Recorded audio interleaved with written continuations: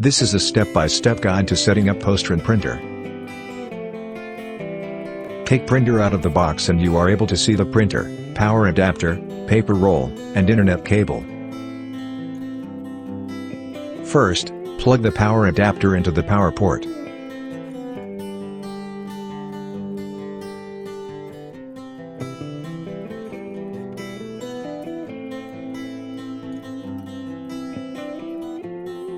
Connect a router to printer with internet cable.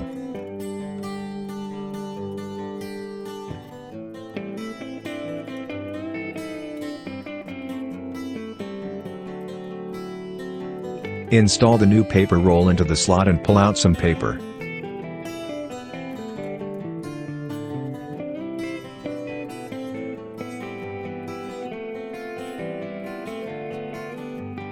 Please feel free to contact POSTRON, 833-767-8766 if you have any further question regarding the POS terminal.